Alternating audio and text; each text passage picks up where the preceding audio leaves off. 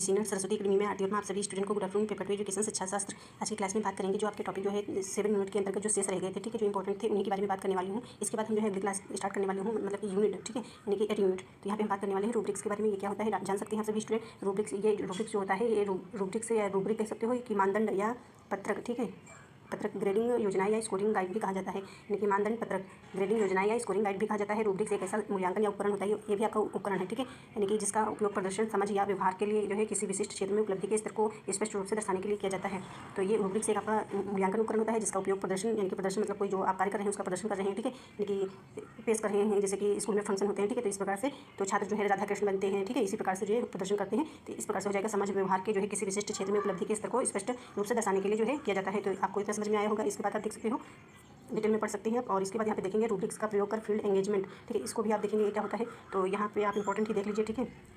Field engagement या छात्र engagement का अर्थ होता है कि जब छात्र अध्ययन में मानसिक रूप बहुत ज़्यादा व्यस्त हो जाए, यानी कि मानसिक रूप से जो छात्र हो तो जो है व्यस्त हो जाए तथा वे सीखने को केवल अंकों या ग्रेड के रूप में ना प्रदर्शित करे, ठीक है, प्रदर्शित ना करे, बल्कि उसको वो अपने जो है जीवन में आत्मसात कर ले। यानी एंगेजमेंट को जो है कहते हैं कि शाब्दिक रूप से वह अवस्था माना जाता है जब वो छात्र, यानी कि जब छात्र किसी कार्य में बहुत अधिक तल्लीन हो जाए, यानी कि उसमें लीन हो जाए, उसे महसूस कर सके और उसमें प्रसन्न रह सके और जो है शारीरिक, मानसिक और बौद्धिक स्तर पर स्वयं में परिवर्तन महसूस कर सके। छात्रों के एंगेजमेंट के लिए जो है आवश्यक है कि अध्यापक विद्यालय का वातावरण इस प्रकार से बनाए कि छात्र वहाँ रुकना चाहे, ना कि वहाँ से भागना चाहे। कहने का मतलब है कि टीचर जो है इस प्रकार का वातावरण बनाए विद्यालय का, ताकि विद्यार्थी जो होता है वहीं पे पढ़ना चाहे, ना कि वहाँ से भागना चाहे, मतलब क्लास छोड़ करके स्कूल से, ठीक है। तो ये आपका मतलब हो जाता है एंगेजमेंट, मतलब साथ में पढ़ें अच्छे से। इसके बाद आपका आता है, ये देख सकते हैं रूब्रिक्स के लिए मूल्यांकन, ये तो वही सॉरी ये दूसरा टॉपिक आपका है स्व तथा समकक्ष मूल्यांकन। ये भी आप इसको पढ़ लीजिएगा। यहाँ पे देख सकते हैं रूब्रिक्स एक स्कोरिंग उपकरण है, यानी कि स्कोरिंग उपकरण है जिसका उपयोग निरंतर तथा निष्पक्ष ग्रेडिंग सुनिश्चित करने में किया जाता है। और इसकी विशेषताएं देख सकते हैं, मानदंड हो गया और जो है यहाँ पे देख सकते हैं ये आपकी जो है विशेषताएं हो जाएंगी, ठीक है, विश्वसनीयता वैधता हो जाएगी, ठीक है।